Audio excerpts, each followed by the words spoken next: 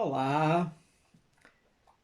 Ora, cá estou eu mais uma vez para vos falar de um autor galardoado com o Prémio Nobel.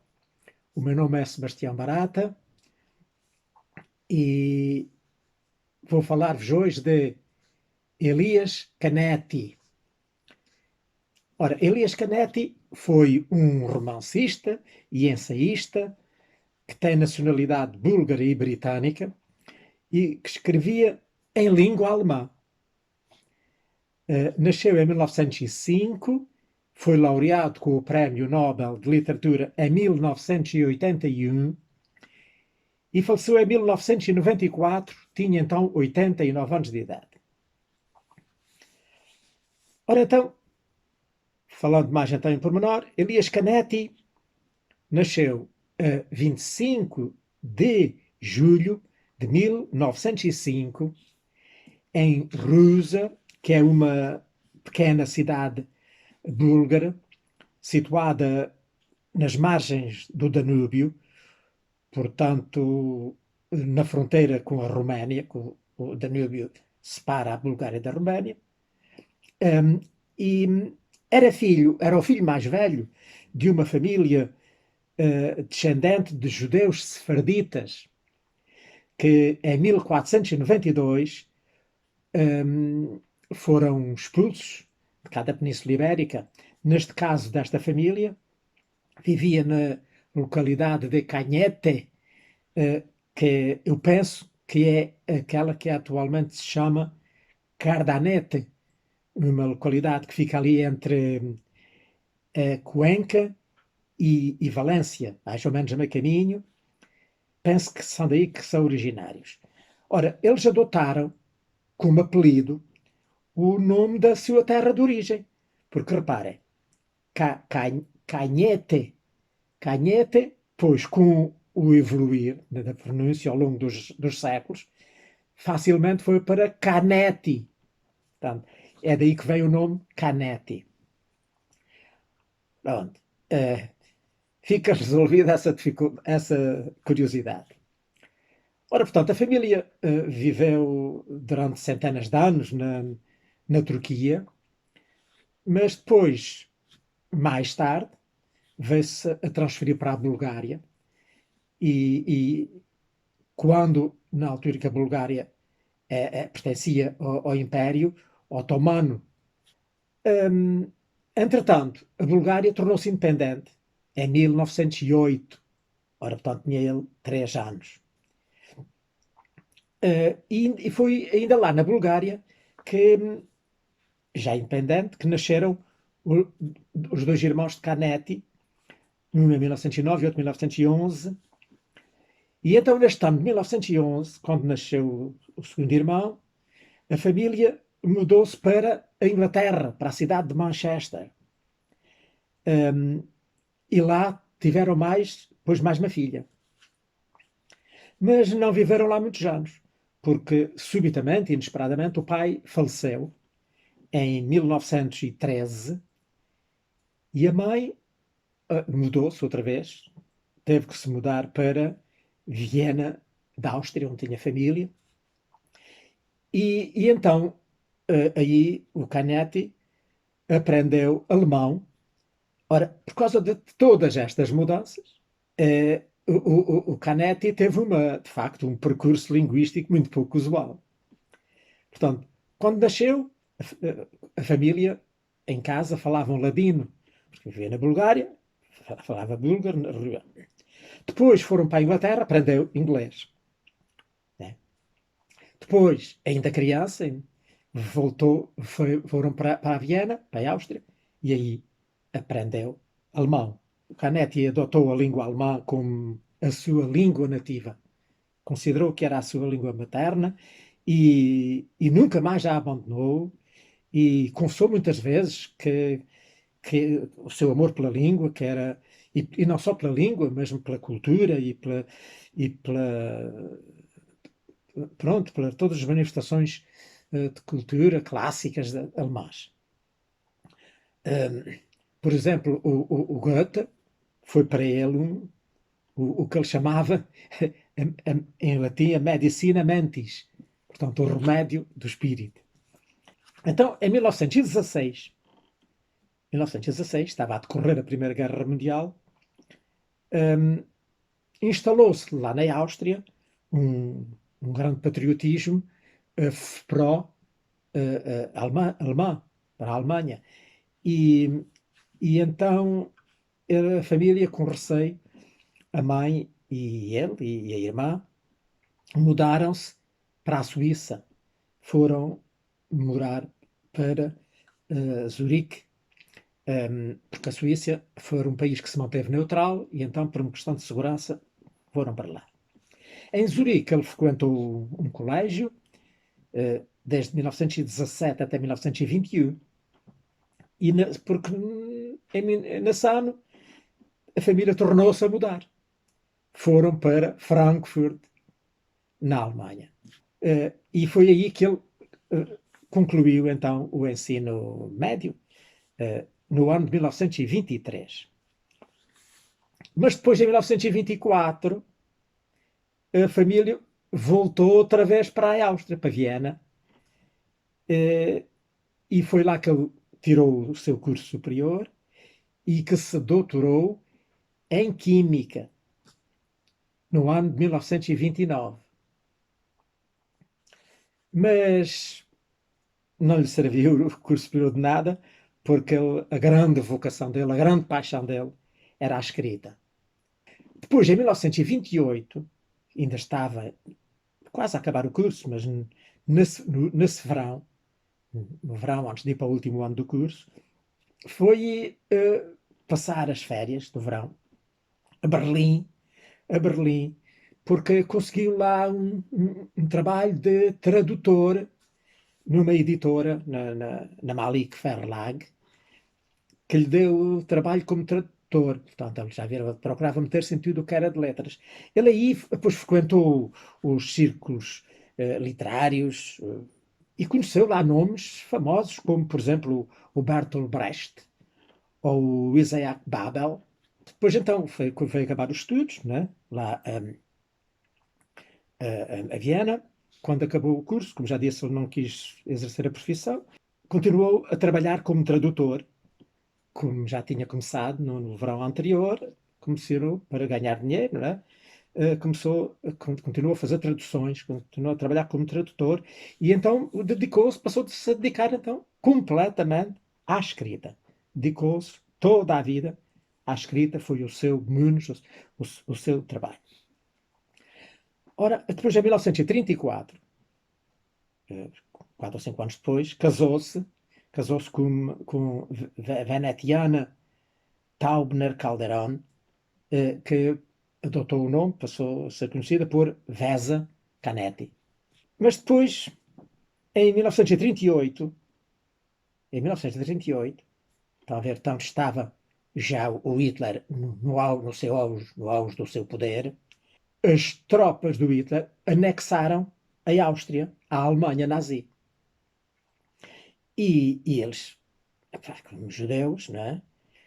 Tiveram que fugir, foram-se refugiar em Paris, ele e a mulher, né? Para escapar, para fugir às perseguições dos nacionalsocialistas. No ano a seguir, em 1939, deflagrou a Segunda Guerra Mundial, né? Como já sabemos. E a França, Paris estava ali muito perto, e com o medo de que, como realmente depois veio a acontecer, a Alemanha invadisse a França, eles exilaram-se novamente. De Paris foram para a Inglaterra e então ele aí permaneceu, aí fez vida e lá viveu muitos anos, tanto que em 1952, portanto, adotou a nacionalidade britânica. Por isso, ele é búlgaro e britânico. E lá viveu até a década de 80, até finais da década de 70. Durante a década de 70 ele começou já a ir muitas vezes à Suíça, estava frequentemente umas vezes na Inglaterra, outras vezes na Suíça, e acabou por, depois nos anos 80, se fixar definitivamente na Suíça e lá viveu até à morte.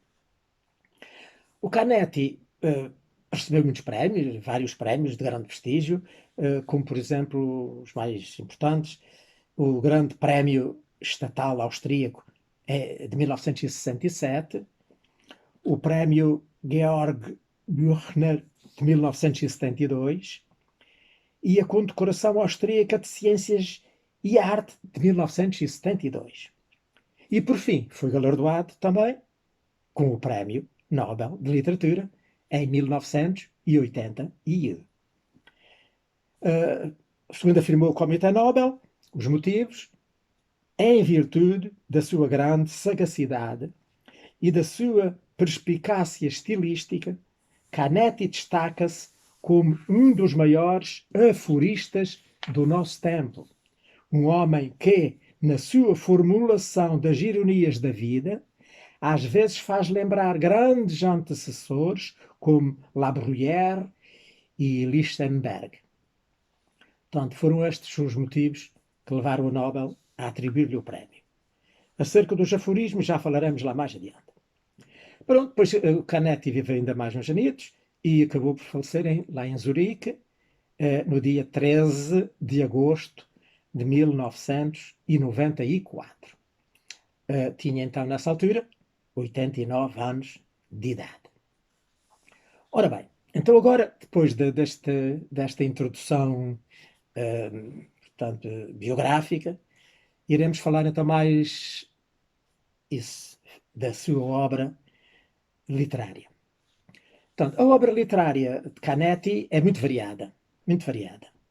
Muitos até consideraram muito fragmentada, mas nem por isso o facto de ser muito fragmentada não quer dizer que não tenha uma certa unidade. De qualquer maneira, ele escreveu os mais variados géneros.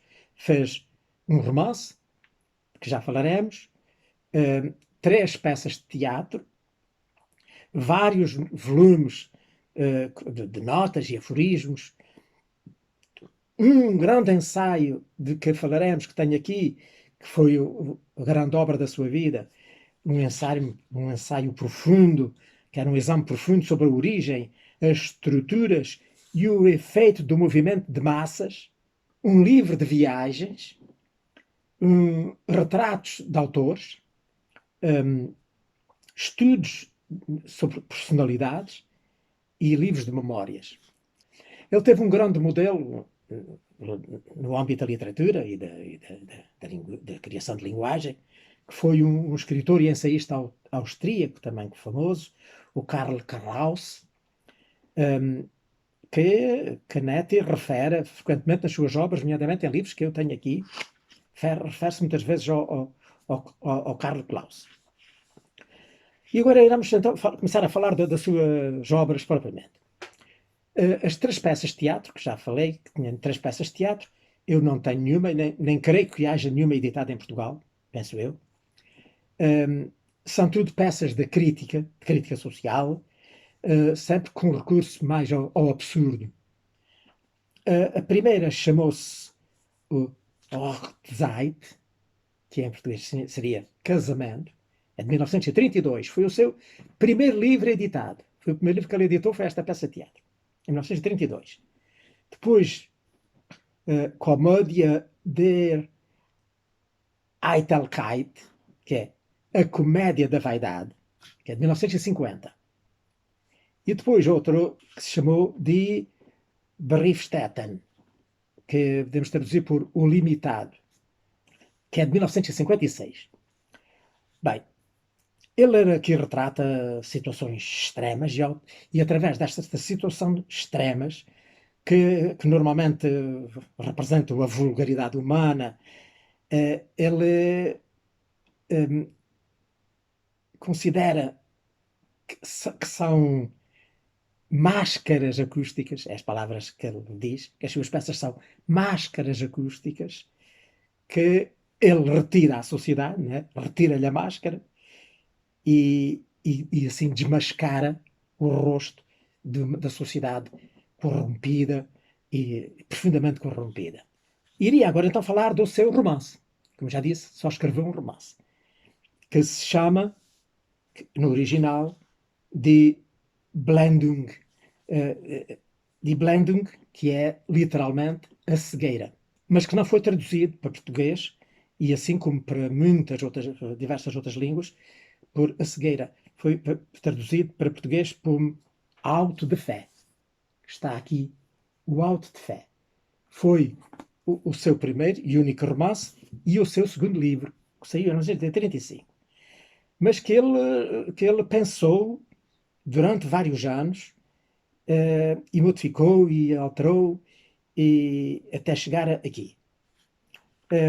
Este romance, na altura, não, ninguém quase o conheceu. Porquê? Porque ele não circulou. Porque foi proibido pelas autoridades alemãs. Apesar de o Thomas Mann e o Hermann Brock o terem elogiado muito na altura, mas depois foi proibido. Só depois, umas décadas depois, já depois da Segunda Guerra Mundial, é que realmente ele veio a ser editado por todos os lados e veio a ser muito aclamado porque uh, as pessoas ligaram e facilmente se liga à política brutal do nacional-socialismo hitleriano, né? Que, como todos sabemos, acabou por desembocar numa guerra mundial. Portanto, a história que ele aqui retrata, de facto, tem que ver muito com aquela política do Hitler, de manobrar as multidões. Ora bem, mas e antes de avançar, ele quando pensou este livro, e ele aqui no fim, no fundo, aqui num pequeno ensaio que está aqui transcrito no final do livro, e que foi retirado, que é de um outro livro que aqui tenho, um livro de ensaios, e então retiraram para aqui, quem editou o livro, pôs aqui esse ensaio, que é assim um pouco pequenino, um ensaio assim, não muitas páginas, onde ele explica como é que escreveu, o que é que o levou a escrever este livro e como é que ele construiu os personagens. O personagem principal, que era um tal de o Peter Kien, portanto, o nome assim, Kien, faz lembrar China, e portanto ele era um grande sinólogo, que é um sinólogo, é um estudioso da cultura e da língua chinesa. Portanto, e ele fala aqui de facto como disso. E também explica aqui, então, aquilo que eu queria agora então dizer, que ele, quando começou a planear este livro, não o planeou como só um romance. Ele planeou escrever uma coleção de 8 romances, cada um deles sobre uma personagem estranha, uma personagem daquelas que nós consideramos fora da caixa. E tudo isso porque ele explica que, a certa altura, ele foi, alugou um quarto e foi morar para nos arredores de Viena, com uma senhora que lhe alugou o quarto, que até é uma senhora muito peculiar também, que ele depois inspirou-se, praticamente literalmente, na sua senhoria, para criar a personagem feminina, a protagonista feminina do romance, que era a mulher deste Kien, que era uma tal Teresa, que era retratada a sua senhoria. Portanto, tudo isto ele explica aqui, de facto, neste ensaio, que é, como digo, tirado ali do outro livro. Portanto, ora, como é que é a história? O cenário portanto, uma casa, um andar de um prédio, no último piso de um prédio, de apartamentos, tal e qual como a casa onde ele morou e na qual ele se inspirou. E esse prédio dava, portanto, a sua janela dava para um hospital de malucos, de doidos, não é? que, que estava ali mesmo do outro lado. E ele via da sua janela os loucos, né, lá andarem no pátio do hospital. E, e aí ele começou a imaginar diversos tipos de loucos. O louco por isto, o louco por aquilo, o louco pelo outro, o louco pelo outro. E então, queria escrever 8 livros, cada um sobre o seu tipo de loucura. Onde ele, nesses 8 tipos de loucos, ele iria retratar os vícios e as deficiências da sociedade, do seu tempo. Está a ver? A ideia era excelente. O que é certo é que depois a vida mudou e acabou por seguir por outros caminhos e só publicou este. Nunca mais publicou nenhum romance. Foi o único romance. Então o cenário é esse andar, onde esse tal Peter Kien, que era digamos, um filólogo, não é?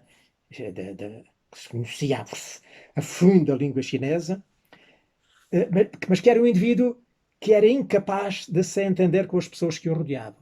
Vivia lá isolado, no seu apartamento, onde ele tinha uma brutal, enorme e valiosíssima biblioteca, com milhares e milhares e milhares de volumes.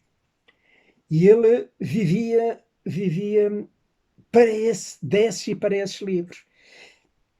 Ele tinha herdado uma fortuna do pai, que tinha morrido, e então não precisava de trabalhar, praticamente. Ele escrevia uns textos sobre os seus conhecimentos de língua chinesa e da cultura chinesa. Mas isso era um menos. A grande dedicação dele era a conservar e a tratar aqueles livros. E ele considerava-se um homem livre. Homem-livre. Portanto, vivia de e para os livros. Mas o que é certo é que depois, ao longo do livro, à medida que vamos avançando, ele vai sucumbindo a estas suas ideias, a estas suas teorias. Começa por primeiro encontrar aquela mulher que foi lá para a sua governanta, para a cozinheira, para tratar-lhe da casa, mas depois, mais tarde, vem a casar com ela.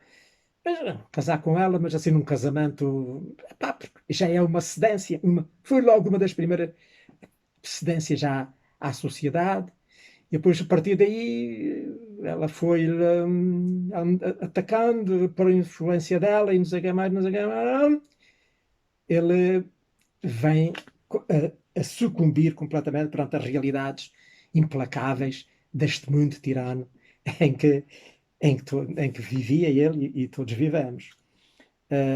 Portanto, o livro depois acaba mal, porque eu não vou contar, porque depois tirava o interesse a quem quiser lê-lo, mas de facto acaba como não podia deixar de ser. Portanto, ele sucumbiu até ao fim. Até não ter mais nada para dar de si. Portanto, este livro é considerado pelos críticos, não é, como uma metáfora sobre a ameaça da sociedade sobre este homem massificado que somos todos nós hoje. Não é? Nós hoje todos temos dentro de nós um homem massificado, como ele chama, um homem de massas, que no fundo não somos nós próprios, que é a consequência da sociedade em que vivemos. Depois já falo mais à frente acerca do outro livro, deste aqui assim, que é exatamente o tema desse livro.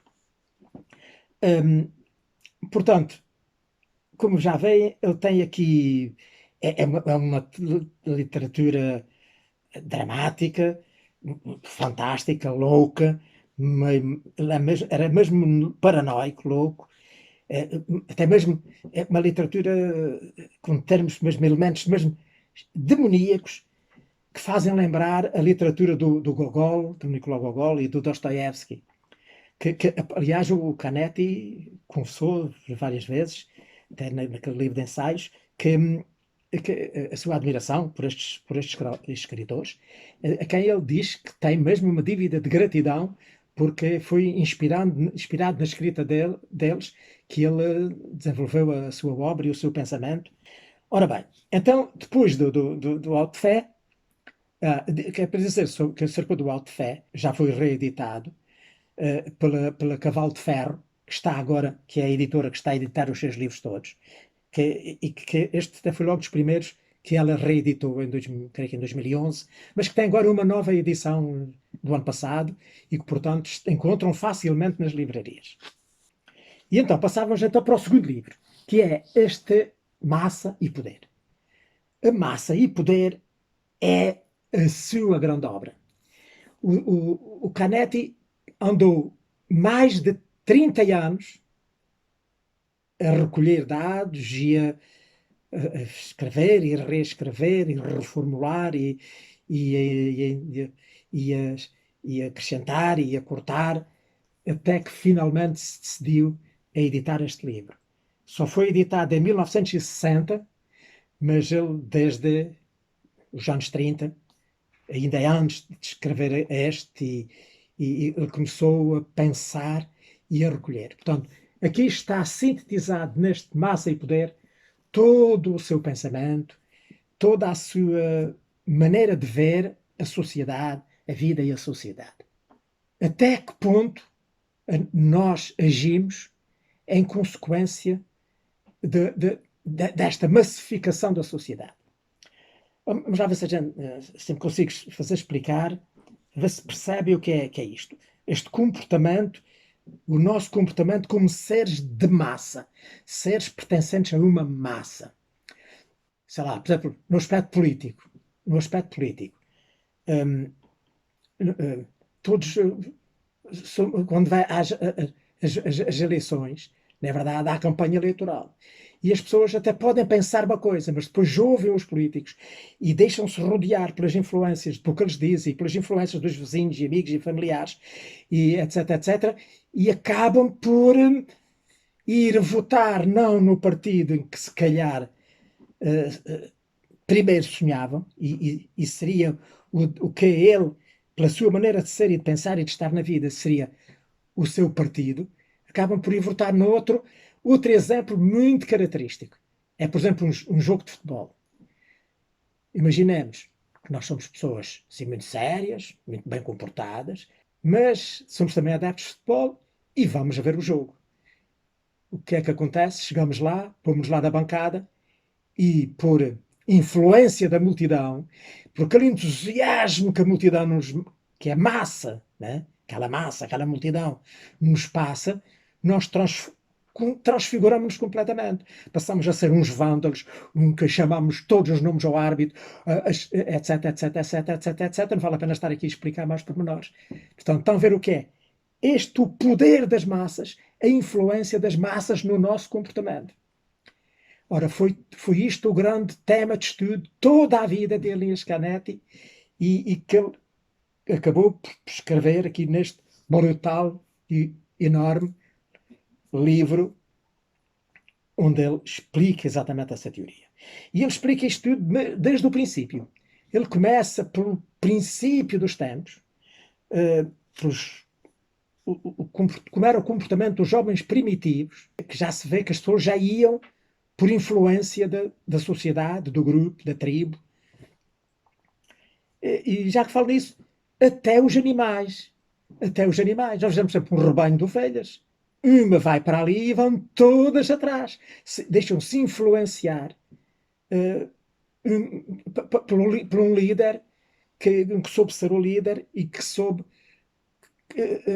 canalizar a psicologia e a maneira de pensar de toda a população, de toda a massa, para a sua maneira de ver. Portanto, não vale a pena continuar, acho que já está caracterizado o assunto. Ora, portanto, ele começou desde os primeiros tempos, como já disse, foi falando disso, a propósito disso falou como nasceram as religiões, que também são, de facto, esses fenómenos de massas, que foram criadas exatamente para canalizar os interesses da multidão para aqueles que eram os interesses do líder, os interesses do poder, né? e, e, e, e assim como também, pois, os partidos toda a sociedade está baseada, não é só aquilo que nós chamamos as religiões. Ele diz também ali no livro que a própria política segue a mesma lógica da religião. Ele diz que é a religião do poder. Chama-lhe mesmo a política, chama-lhe a religião do poder. Aliás, se nós formos a ver livros, como por exemplo livros do Solzhenitsyn, que ele fala da União Soviética, da URSS, aí está exatamente retratado esta religião do poder. O marxismo transformou-se numa autêntica religião, com as mesmas regras, uh, as mesmas fórmulas, a mesma maneira de atuar das religiões. E não é só o marxismo, todas, desde a direita à esquerda. Então, quanto mais extremistas, mais radicais são neste aspecto de funcionarem como religiões.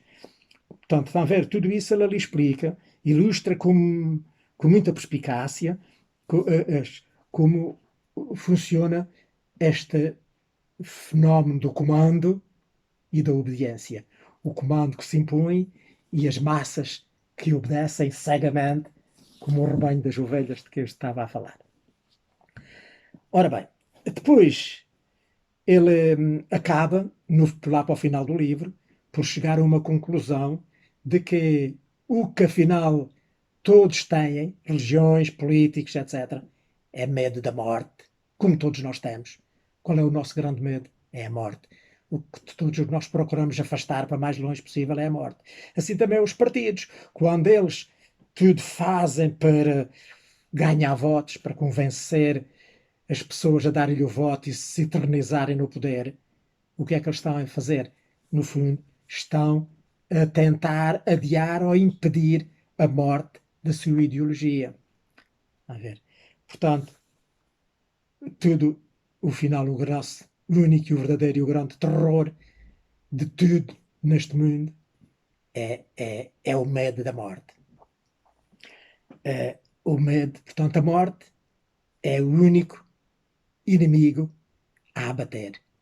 É o único inimigo que os políticos querem abater, o único inimigo que as religiões querem abater. Esse aqui é o verdadeiro, o grande inimigo.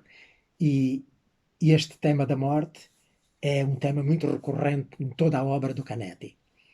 Ele vivia também obcecado pela morte. Ele toda a vida falou da morte e toda a vida desenvolveu toda a sua literatura à volta deste tema da morte. Seja ela que espécie de morte for. Não falo só da morte física, falo dos outros tipos de morte, como já falei. Ora bem, portanto, estes de facto são as duas obras fundamentais sem as quais não se fica a conhecer Elias Canetti se não conhecermos o Auto de Fé e a Massa e Poder. Ora bem, mas o Canetti escreveu também outros livros. Um deles foi aqui este, que é o seu único livro de viagens, que se chama As Vozes de Marrakech, que ele narra as viagens a Marrakech e de facto uma história, pronto, uma narrativa de viagem bastante interessante. Ele mostra sobretudo, lança sobretudo olhar para os pobres, para os mais pobres os explorados que ele lá viu e encontrou em Marrakech. Bem, depois temos outro tipo de livros, que é aqueles tais que falava lá atrás sobre personalidades, que não são propriamente biografias, mas que são como que retratos de personagens. E o mais conhecido e o facto o mais conseguido é um sobre Kafka, que ele admirava, que ele considerava um escritor muito poderoso, o Franz Kafka, e que ele escreveu então este livro sobre o Kafka, que se chamou Der andere Prozess, Kafkas Briefe am Felice, que traduzimos por O Outro Processo de Kafka, Cartas de Kafka para Felice. Ora, quem era Felice? Felice era a Felice Bauer, que era, foi a grande apaixonada, sempre a amante grande com quem, de Kafka. E então ele reinventa aqui uma correspondência fictícia, de certo modo, para fabricar um novo processo. Um dos livros mais famosos do Kafka é o Processo. Não é? E então este título, de facto, é feliz, porque diz um outro processo de Kafka, que era através das cartas de Kafka com a Alice Bauer. Pronto, esse também não tenho, nem creio que esteja editado em Portugal. Depois, temos então aqui a seguir este aqui, que é a consciência das palavras, que este é que é então o tal livro de que eu falei há bocado, que é um sumário, que é um conjunto, uma coletânea de diversos, muitos ensaios do Canetti. Portanto, ele diz textualmente lá, alguns, que nestes ensaios ele agarra o século XX pelos colarinhos, palavras dele, agarra o século XX pelos colarinhos, e põe então, lado a lado, estas personagens e estas coisas, estes acontecimentos aparentemente irreconciliáveis, dá-lhes uma certa forma, uma certa ordem, porque se considera, também palavras dele, um guardião das metamorfoses. Metamorfoses, lá está, outra vez a tirar para o Kafka. Portanto, ele considera-se um guardião das metamorfoses, e é isso, estas metamorfoses, estas transformações, de que ele fala naquele livro, também bastante importante. Ora bem, e depois, estamos quase a acabar, não sei se já vamos muito tempo, se não, mas olha, temos que acabar, desculpem lá. Tenho agora aqui 3 livros fantásticos, que é a sua autobiografia, que se chamam, que ele escreveu já assim mais já para o final da vida. Ele efetivamente foi escrevendo outros livros, mas de facto da fase assim mais última da vida são de facto os mais importantes, e sobretudo para ficarmos a conhecer o seu percurso de vida, que realmente é uma vida singular, e é uma história que merece ser conhecida. E então ele nestes 3 livros fala de si próprio. O primeiro é este, O Jogo de Olhares. Neste aqui, ele fala da sua infância, dos primeiros anos de vida, de quando ele era criança, das voltas que a família deu, enfim. Portanto, a parte mais inicial da vida. Depois foi editado este aqui no ano de 1977, Die Gerettete Zunge, Zunga, a língua em alemão, a língua resgatada, o nome que teve em português, a língua resgatada. Depois o segundo, que é de 1980, portanto 3 anos depois, que de Fecal im Ohr, ouvido, é o Archote no ouvido, em português, o Archote no ouvido, que é a continuação, em que, portanto, ele aqui já fala depois de quando ele começou, já começou a trabalhar, já começou a produzir. Olha, ele fala aqui também, interessante, ele aqui, neste segundo volume, fala muito também da construção do auto de fé, de como ele construiu, fala da tal senhoria, da casa em frente lá do Hospital dos Loucos, e portanto é mais ou menos nesse tempo, digamos, por volta dos anos 30. O terceiro volume dá-se Augenspiel, O Jogo de Olhares. O Jogo de Olhares. Que este então digamos, a parte final da biografia que ele escreveu, que isto não é até à morte, é até ao início da Grande Guerra, de quando ele teve que sair, depois fugir para Paris, portanto, aí acaba. Aliás, o último texto que ele publica neste livro, que ele conta aqui, é a morte da sua mãe, em 1937. Portanto, enfim, também uma autobiografia muito interessante, que também, se puderem e tiverem tempo e vagar, leiam, porque é de facto também a vida dele é uma vida muito interessante que, que merece ser lida. E ele ali naqueles livros ele próprio não se limita a contar a sua vida, mas tece ele próprio comentários sobre os acontecimentos que ocorreram. É muito interessante. Ora bem, ele usa e abusa dos aforismos. Os aforismos, como sabem, são afirmações curtas, sintéticas, que em poucas frases, em, pou, em poucas palavras ou em poucas frases, transmitem um pensamento importante que nos deixa a pensar, que é uma história completa num bocadinho, em meia dúzia de palavras ou de frases. Portanto, ele, de facto, tinha uma grande capacidade de aforismos e os aforismos estão espalhados por toda a sua literatura. E foi isso que, como já disse ali atrás, o Comitê Nobel mais apreciou e lhe atribuiu o Prémio Nobel, olhando, sobretudo, a essa sua grande capacidade para os aforismos, para as metáforas, para, para dar ferroadas através dessas observações na sociedade, no comportamento das pessoas, porque ele era de facto, tinha uma aversão enorme a